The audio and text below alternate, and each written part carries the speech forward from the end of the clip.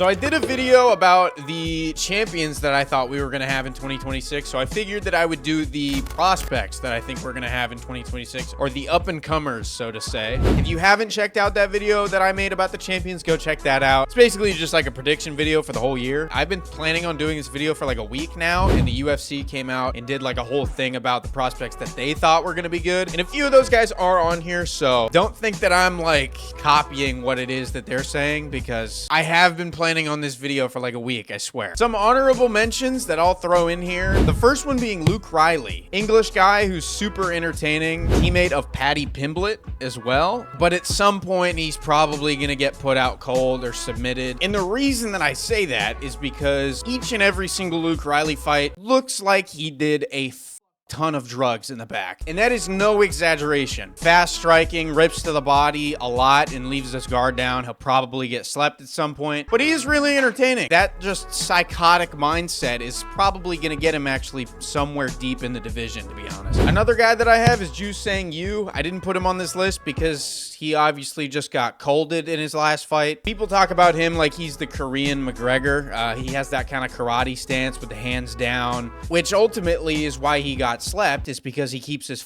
hands down. He is fun to watch. I do think he is really talented, but putting your hands up does help. Timmy Kwamba is another guy that I think is really good. In his first couple fights, I wasn't so sure of him, but he's looked sharp as of recent. I think he's made a lot of improvements. The one issue that I do have with him is he's kind of built like a twink. Hey, yo! I don't think that he's very physically imposing at all, and at some point he's gonna run into a freight train and he's gonna get ran through. Mansour Abdulmalik is the next one. I think that he's okay. I know that there's a lot of hype behind him. I'm not sold. I think that he's relying too much on his athleticism. And that goes for Jacoby Smith, who I also have on this honorable mentions list. Same kind of deal. I think that they're both extremely athletic. Both are super powerful, but when I do break down film from a technical standpoint, I see a lot of holes. So those are the honorable mentions that I have. Starting out at number 10, these aren't in any particular order, but the first guy that came to mind was Myron Santos. Myron Santos is really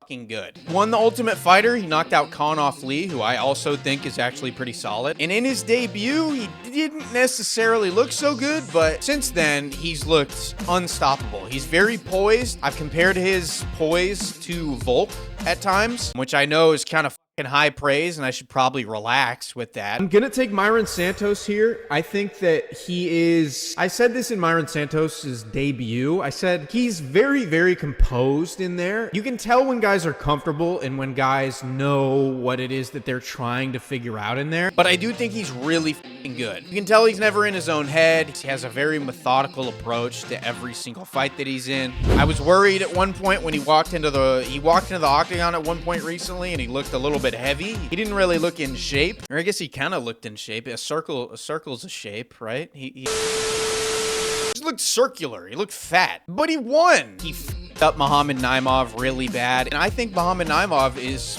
pretty solid in his own right. So Myron Santos is my first prospect to watch for this year.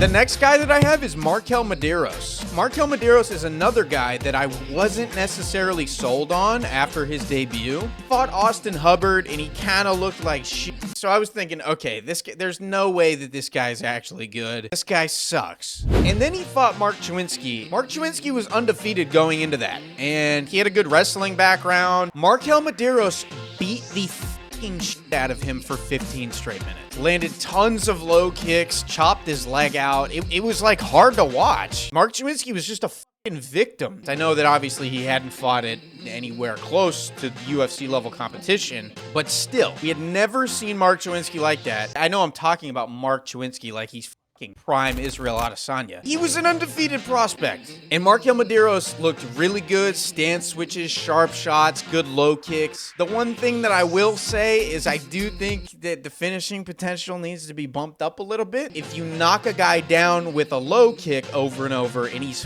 falling down and he can't stand up, finish him, dude. Is that so much to ask? You knocked the guy down like 3 times with a low kick. Can you finish him, please? Just fucking put him away. He can't stand up. I think he's gonna have a good year. Hopefully he fights like 2 times. If he does do that, I think he wins probably both of them. The next prospect on the list is Elijah Smith. For anyone who does know Elijah Smith, you probably know him from power bombing that one Asian through the canvas, dude. Toshiomi Kazama had a decently locked in triangle, and Elijah Smith slammed him through the canvas. And we haven't heard from Kazama since. At least I haven't. I'm pretty active on social media. I haven't heard from this since. He could be dead. I think Elijah Smith is really good. I think his stand-up game has improved a lot. I think his scrambles on the ground are really impressive. When he fought Vince Morales, he got caught in a few darces, and he scrambled out of all of them at a high pace, too. I think he's really good. I think he's really, really good. So that's another guy to watch out for this year. Next on my list, I have David Martinez. Actually just signed a contract to fight Chito Vera. So we're going to see him in about maybe a month fighting on the Brandon Moreno and Asua Mabayev card that's coming up in late February. David Martinez is the definition of a fucking spaz. He's like the LeBron James of Ricky Tercios's. Ricky Tercios is a crackhead that just so happens to fight, and so is David Martinez, but it just so happens that David Martinez's body responds better to the crack. I don't even know what the fuck I'm talking about. David Martinez has really nice low kicks. He has really nice body kicks. He's super, super fast. He showed that in his last fight against Rob Font. I mean, he was piecing Rob Font up. I think David Martinez will spaz his way up into the top 10 probably at some point this year. The grappling is the one kind of question mark there, so who knows? Maybe he does get fraud checked by a grappler. So I think David Martinez will have a good year. I'm excited for that.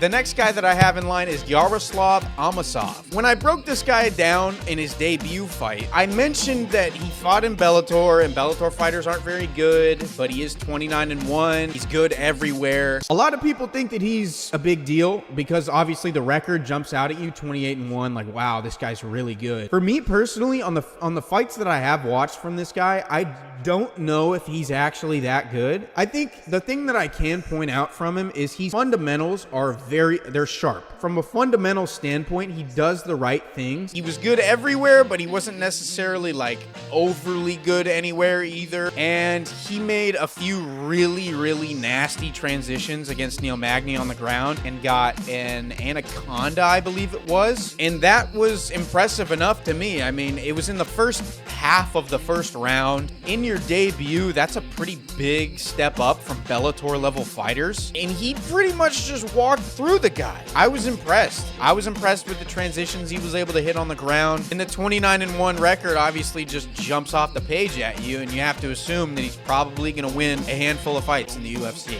The next guy that I have is Santiago Luna, another bantamweight guy. 7-0, and he's really young. He's 21 years old. But 7-0 with 7 finishes is pretty impressive, especially in his debut against Quang Lee, who in his own right has had a pretty decently successful professional career. Maybe not so much in the UFC, but he beat the shit out of the one guy that looks like Ilya Topuria, and Santiago Luna ran through Quang Lee. When I see a prospect who just has finishing potential that's through the roof, that's just gonna jump off the page at me and make me want to put him in a video like this. And he finishes everywhere. It's on the feet, it's on the ground. You worry about the experience sometimes with these younger guys. They could just end up having a fucking box of rocks upstairs. I'm excited to see Santiago Luna fight this year. Jose Delgado is the next guy that I have up. He's maybe not so much a prospect anymore, I guess, because he's had a handful of fights in the UFC now. Point to his last fight saying he lost to Nathaniel Wood. I actually thought that he won. I thought that he won 29-28. The worry is that it's either first round finish or bust, from what I can tell. If he works on that, I think that he can be a serious problem. Also, by the way, I'm realizing all these like 35ers and 45ers are basically making up this entire list. There's like no heavier guys on this list. Anyways, what the am I talking about? If Jose Delgado can get away from that like Edmund Shabazian fight style where it's either first round brutal KO or bust, I think he can be really fucking good. Fights out of the MMA lab. He's training with guys like Sean O'Malley, like Marcus McGee. His takedown defense is also pretty good. There's obviously a few holes there, but he's a young guy. He's 27. He's had 2 really nasty finishes in the UFC, and I think he probably gets a couple more this year, to be honest with you. I'm excited to see Jose Delgado this year. Next up, we have Steven fucking Asplunge, bro. If you don't know Steven Asplunge, you're about to find out. Steven Asplunge lost like 300 pounds or something. How much weight did he lose, actually? I need to look this up. Bro, he lost 300 pounds. I wasn't even exaggerating. Oh my fucking God. So Steven Asplunge, sorry. In his debut, he fought Sean Sharaf. The fight lasted a round and a half, and he almost set the significant strike record for heavyweights. I'm gonna say that again. The fight went barely a round and a half, and he almost set the significant strike record for heavyweights. One of the crazier fights that I saw last year. I should have put it as a fight of the year contender, to be honest. Nobody at heavyweight really has like a crazy gas tank that I've ever seen. Steven Asplunge has that crazy gas tank. Constantly throwing, constantly walking him down, constantly pressing the pace. I had to put him on here. These next 2 are going to be guys that everybody knows. And the first one being A Tabagate. So apparently, A Tabagate is having trouble finding opponents to sign a contract to fight him because, I mean, do I have to explain to you? He's literally decapitated everyone they've put in front of him. I have an idea. Since we can't find opponents for him, when they sign the contract, I think the UFC should put in the contract that your hospital bill is already paid for, the psych ward that you're gonna have to go to after the fight ends will also be paid for, and there's a clause in the contract where if they last past the first round, they get like an extra 10 grand. Or if it's like really bad when they do get inevitably knocked the out, we give them like a special straw to sip through in the hospital. I think we put that in the contract. People will start to get signing that thing. Hospital bill paid for. The psychiatric evaluations that they're gonna have to endure will also be paid for. And maybe we give them a cool straw to sip through if they last past the first round. No, but in all seriousness, yeah, this guy's gonna knock a few other people out this year. It's gonna be fun to watch. I don't see him getting fraud checked anytime soon. He obviously needs to take a step up in competition, but until that happens, he's just gonna keep like killing people. And then last on the list, as you saw in the thumbnail, Alexandre Topuria is the last prospect on here. The Topuria brothers are just fucking so good at fighting, dude. Alexandre's grappling is really good. His boxing is also super sharp. The one thing that he doesn't have that Ilya has is obviously the one-punch KO power. We haven't seen that from him. Of the 2 fights that he's had in the UFC, he fought Colby Thickness, took him to a decision, but he beat the shit out of him for 3 straight rounds. And then it was Beksat Almakan, where people were kind of split on maybe this is a fraud check type of moment. And Beksat was a victim for 15 minutes. Those are my prospects to look out for. There's obviously a few other guys that I could probably throw in here, but if I did miss anybody, you can let me know down below in the comments. I would highly appreciate if you did like and subscribe. We are now 1 week away to the first card of the year. So next week, you can be ready for a few videos. There's going to be a few videos coming out next week. Obviously the prediction video, obviously the iceberg video, and I'll also have one more video coming out for you. Stay tuned for that. But again, like and subscribe per usual, and I will see you guys all in the next one. Peace.